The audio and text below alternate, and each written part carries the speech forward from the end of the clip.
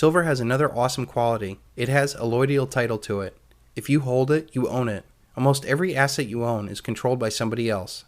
If you own your house outright, you still have to pay property tax, which means you really don't own it. Your cars, computers, TVs, and clothes are rendered less valuable with each registration, taxation, new fashion, or planned obsolescence. Even your stocks are not really yours because the actual certificates are being held by the nefarious DTCC. Who knows if they're selling stock that maybe they don't have? Have you ever heard of naked short selling? Silver is without counterparty risk. You do not have to rely upon somebody else fulfilling a promise for your asset to have value. All paper assets have counterparty risk. They use interest rates to value the risk that you might not get your money back. This will become very important as our society collapses and promises are broken by all. When the collapse accelerates, people will do the unspeakable thing as they become more and more desperate. People whom you have relied upon for years will suddenly break faith. This will not only happen on an individual level, but also on a corporate and governmental level. Pensions will be cut, benefits terminated, interest payments not paid. And this is where things get really scary. At this point, we'll either see a deflationary crash or hyperinflationary depression. It will be a deflationary crash if there's not enough money to pay the increasing debt and interest.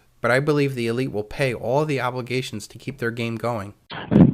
Do you still believe that we should maintain the fundamental principles of Social Security as it did in 83?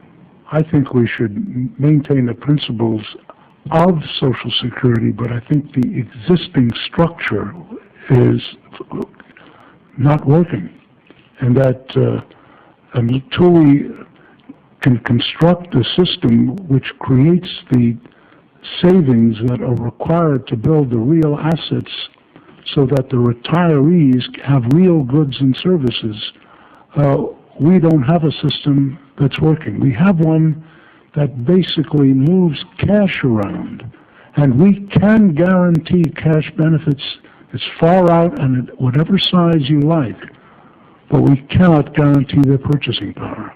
And this is why the issue ultimately has got to be resolved in terms of, do we have the material goods and services that people will need to consume, not whether or not we pass some hurdle with respect to how legal financing occurs, because the financing is a secondary issue, and it's the means to create the real wealth, not an end in itself.